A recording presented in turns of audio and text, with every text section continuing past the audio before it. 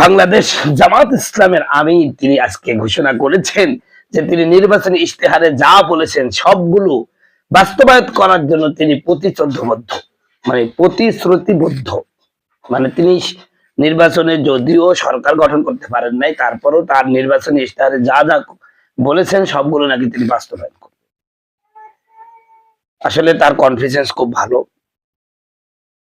কিন্তু একটা বিষয় আমার কাছে খটকা লাগছে। এই যে আমির সাহেব এই কথাটা বললেন, এগুলোর জন্য তো সরকার গঠন করা জরুরি।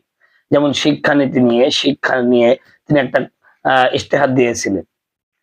এখন ওইখানে শিক্ষামন্ত্রী হলো প্রতিমন্ত্রী, আবার ফুলমন্ত্রী, সবটাই তো বিএনপির। উনি কেমনে শিক্ষার ইশতেহার বাস্তবায়ন করবে? এখানে তো এরকম সুযোগ নাই।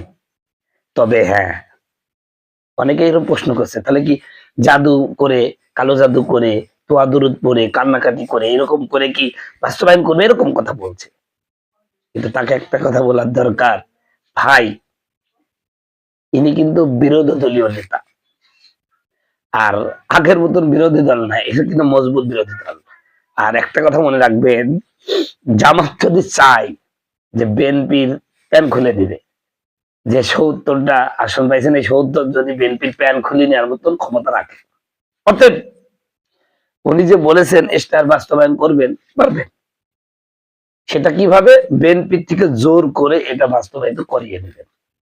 যদি এই ৭০ জন চিন্তা করেন যে আমরা যে কোনো মূল্যে এটা বাস্তবায়ন করব, বিএনপিকে বাধ্য করব, বিএনপি করতে বাধ্য। কেন? কারণ আপনারা জানেন বাংলাদেশের দুটি দল খুব নিয়ম শৃঙ্খলার ভিত্তিতে চলে, সেটা একটি হলো জামাত আর একটি হলো আওয়ামী লীগ। এরা মুখে যা বলবে কাজেও তা বাস্তবায়ন করবে।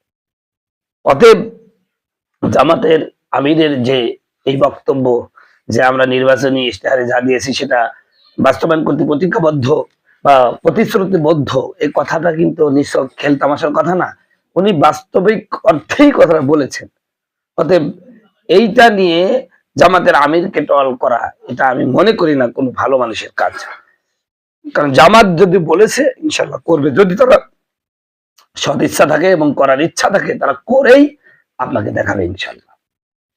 প্রিয় বন্ধুগণ, আমার ভাইয়ের, আমার সমসাময়িক বিষয় নিয়ে আমি কথা বলে থাকি। আজকে বিএনপির এক নেতা তিনি বক্তব্য দিয়েছেন, সম্মতিতে সমঝোতার ভিত্তিতে যদি বাসে থেকে টাকা তোলা হয় সেটা চাঁদা হবে না, তবে বাধ্য করা হলে চাঁদা হবে। তিনি উদাহরণ দিয়েছেন যেমন বাস মালিক সমিতি আছে, মিনি বাস মালিক সমিতি আছে, এর ভিত্তিতে কেউ যদি টাকা তোলে এটা কোনো চাঁদার অন্তর্ভুক্ত হবে না। ভাই এটা তো এক পক্ষে চাঁদাকে না জায়েজ করে দেওয়া। কিভাবে? এখন তারা একটা সংগঠন তৈরি করবে, এই সংগঠনের ভিত্তিতে চাঁদা তুলবে। আপনি তো বলেই দিয়েছেন কোন সংগঠনের ভিত্তিতে, কারণ মালিক সমিতি একটা সংগঠন, মিনিবাস মালিক সমিতি এটা সংগঠন, এই সংগঠনের ভিত্তিতে তারা চাঁদা তুলবে।